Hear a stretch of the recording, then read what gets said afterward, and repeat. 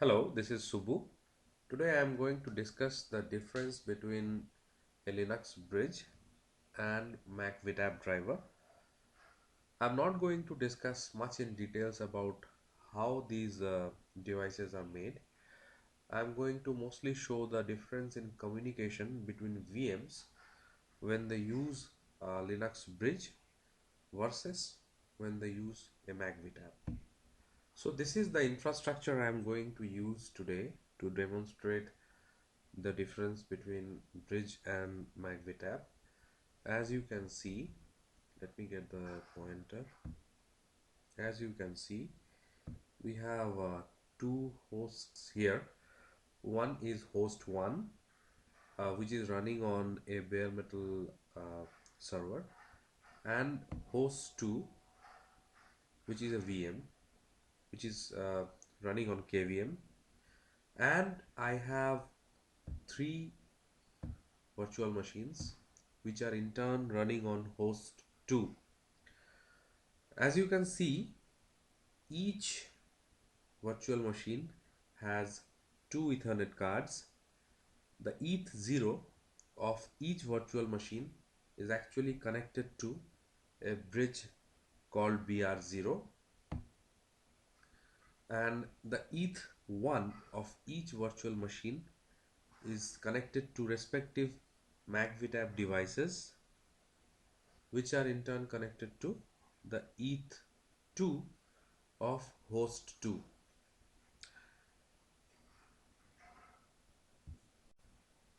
On host 1, I have two isolated networks. One is VIR BR1 and one is virtual bridge 2. As you can see, ETH2 is actually connected to virtual bridge 2. So what I'm going to demonstrate is how the communication happens when VM1 is trying to connect to VM2 or VM3 through ETH0 of each one of these VMs versus how the communication happens when they would like to communicate using ETH1.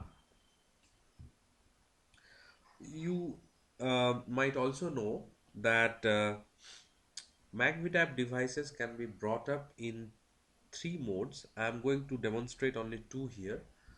One is the VEPA mode, that is most probably virtual Ethernet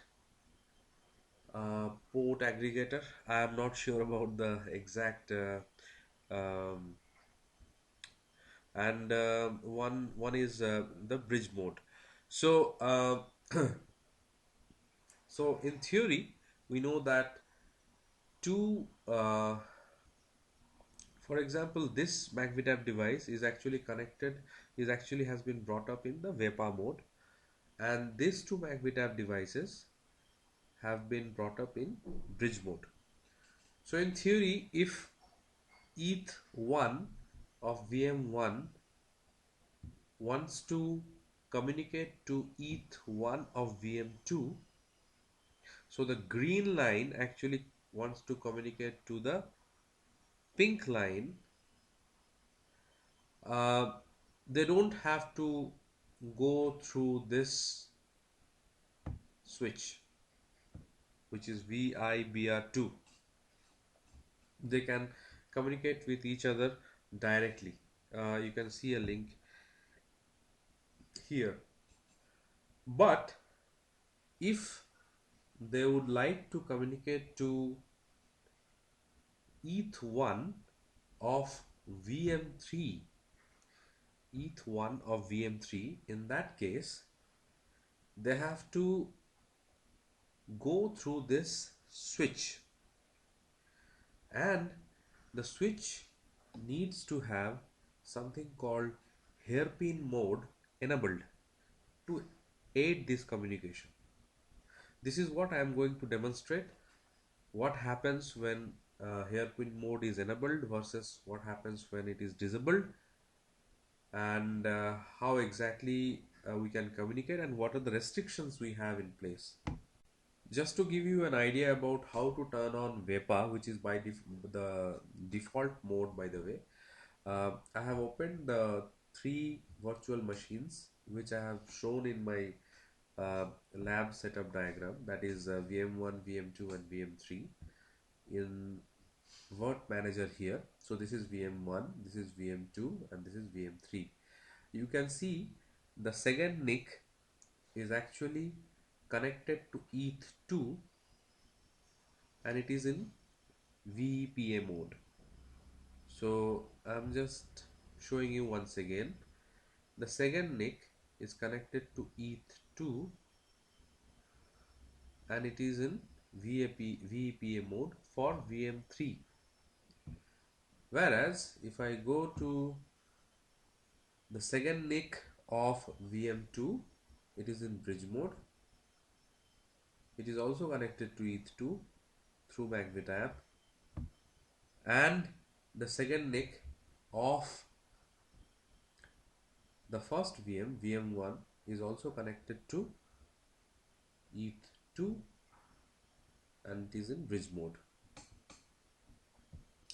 Now we will test the communication between the various VMs. So I have opened one terminal for each of these VMs I have. So you can see the green is basically VM1, blue is VM2 and purple is for VM3. The black terminal is for host 2, just that you don't miss out on this. So this is host 2, which is actually hosting VM1, VM2 and VM3. So this is green, this is blue and this is purple, this is black, and host 1 I have made it brown. So this is the host 1 terminal. I know you're not able to see everything here, but so what I'm going to do now is basically I'll try to communicate between let's see, I'll try to communicate between ETH0 and ETH0 of VM1 and ETH0 of VM2. So I have, so I can show you what IP addresses ETH0 has. So for example, ETH0, this is VM1 of and ETH0 of VM1 has the IP address this one. Okay, so I have gone ahead and actually in the /etc//hosts file I have made something like this, so that the IP addresses need not be remembered.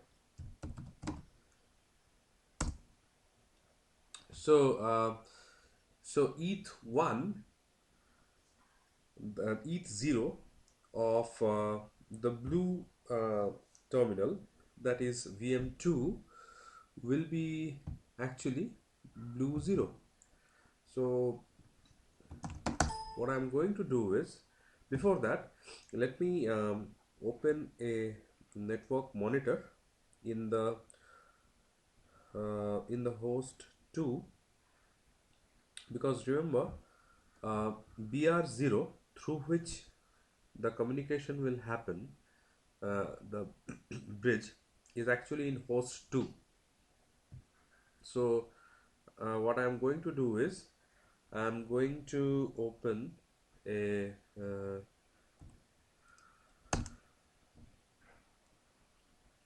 so here you can see we can monitor BR0, and before that let me show you something.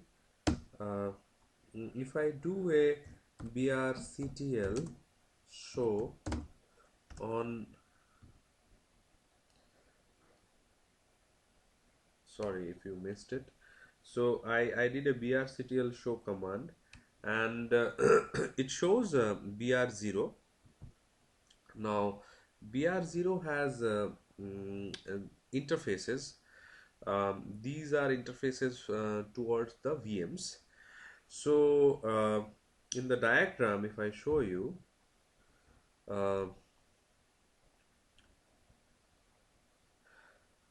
this is VNet 1, this is VNet 2, and this is VNet 3. So now I'll open Beamon and let's see. So you can see BR0 transmission is 0 almost. VNet 1 receiving is 0, and transmission it has something. Uh, Likewise, VNet 0 and VNet 2 are not having anything right now. So let me do a ping to blue 0. That means I should expect something in VNet 0 and VNet 1 most probably. Let's see. So my ping is going on. Yes. Um, you see an increased activity in VNet 1 and VNet 0. See? So this is VNet 0. If you remember, it didn't have much. In fact, now I'll stop the ping. Um,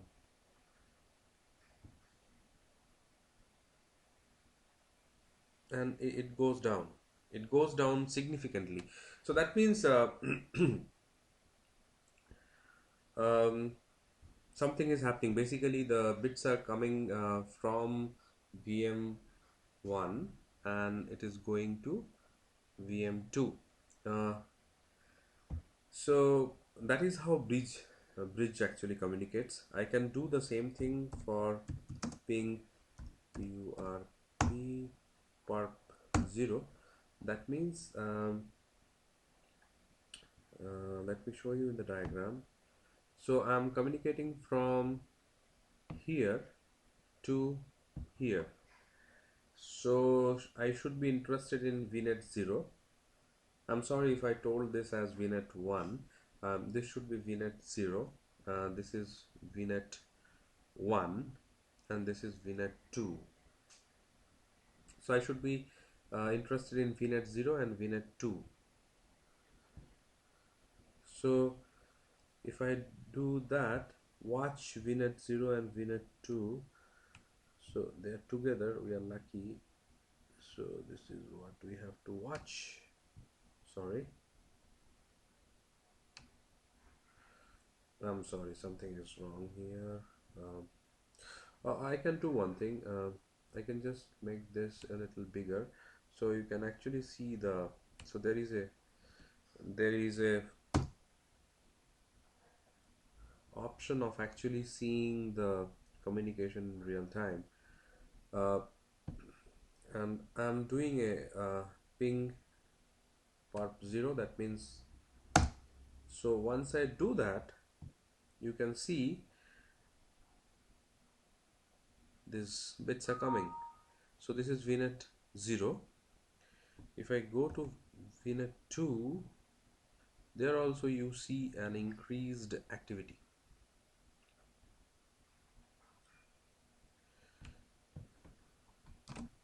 The moment I stop it, it goes down. Now I'll show you how the communication happens through macvtap. So going back to my diagram, you can see that ETH1 of each VM is actually connected to ETH2 through macvtap, the tap devices. And first I'll try to connect between VM1 and VM2 through ETH1 of VM1 and ETH1 of VM2. Sorry, the colors are a little interchanged. This should have been blue and this should have been pink. Sorry about that.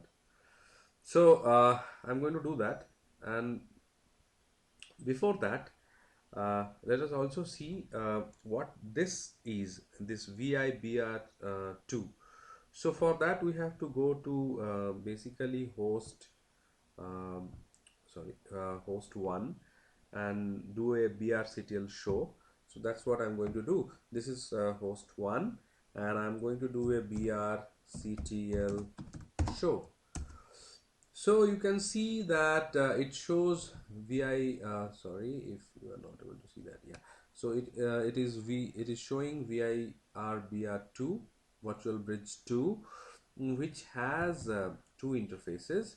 Our point of interest is VNet 2. So I'll show you where VNet 2 is.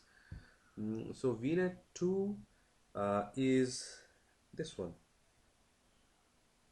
this interface. Let me just point it out. So this interface is VNet 2. So let me now uh, do a ping. So first I'll do the communication between two macvtap devices which are in bridge mode. So if you remember, uh, I will the VM1 and VM2 has the second NICs in connected to a macvtap device which is in bridge mode. So I'm going to ping uh, blue 1, that is blue 1, and I'm going to monitor here. So what should happen? I should be monitoring actually macvtap 0 and macvtap 1.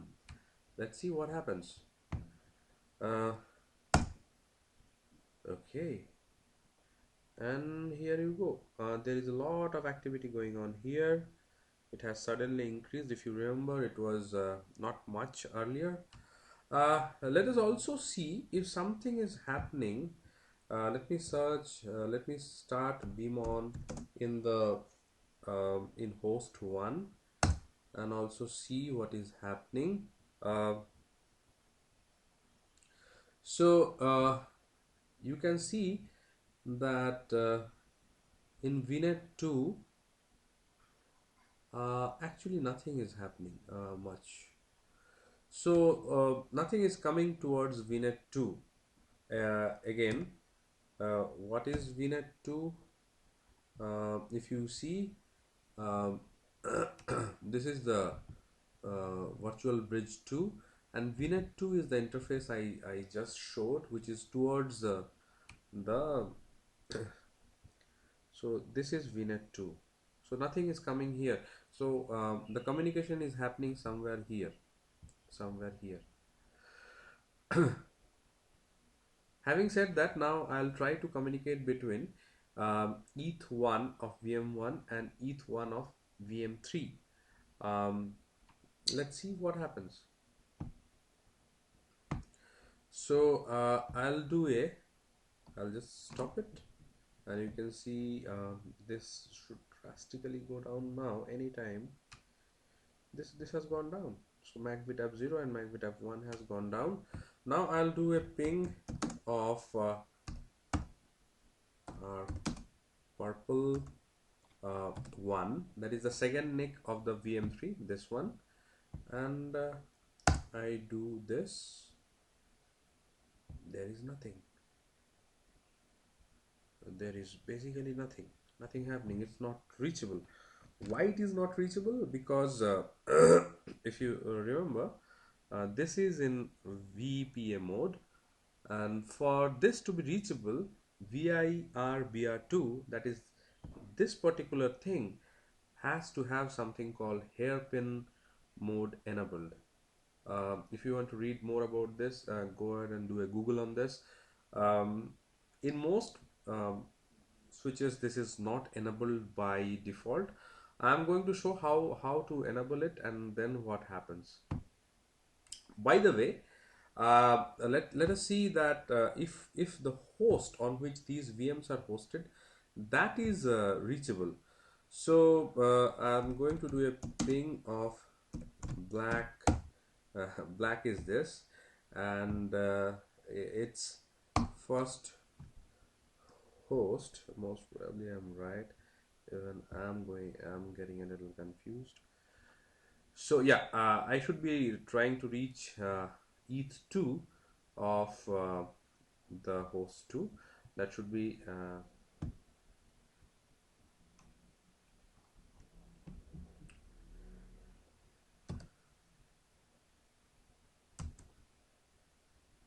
so if you see, it's unreachable. So you cannot reach your host also. Now I'll show you how to enable the hairpin mode. In the host 1, I'm going to enable hairpin mode for uh, VIBR2. So the command is brctl. By the way, to execute this command, you need bridge utils package on your system. In all these experiments, I am using Ubuntu 13.10, by the way. So brctl hairpin, and then you need to give the bridge name, and you need to give the interface for which you want to do it, and then turn it on. Okay, that was easy. Now let's see what happens. Let's see if I'm first of all able to ping purple 1. I'm able to ping purple 1. Oh my god. Okay, and you can see macvtap 2 has lot of activity actually. Now let's see um, what's going on in. So macvtap 0 and macvtap 2 have lot of activity, whereas macvtap 1 is not part of this social event going on. So we will see in Beamon what is happening. So remember VNet 2, um, so you will see that a lot of activity is also going on in VNet 2. See this. So basically, what is happening is whatever I'm sending from here is actually coming through this green line. It is going here, and through this it is coming till virtual bridge 2, and then it is going back till here. And this is possible only because the hairpin mode in virtual bridge 2 is enabled now. So let us also see if something is if our host is pingable at this time. So I'm stopping this ping, and then oh, our host is also pingable. Well, this is a little bit of a this observation I made, and then I read the documentation. This was a little bit of a surprise because what I have read is uh, there has to be something called macvlan, which needs to be enabled to let this communication happen between. I'll show you the diagram once again, between VM1 and host 2. But what I'm seeing is once you have actually done a hairpin mode enabling of the underlying switch, even your underlying host is reachable. By the way, it may also happen that macvlan is somehow already there. It's already enabled in 13.10. So that's it. In conclusion, what I have shown is I'll go back to the diagram and show you that when you have a bridge, you have absolutely no problem in actually communicating with each other through the bridge.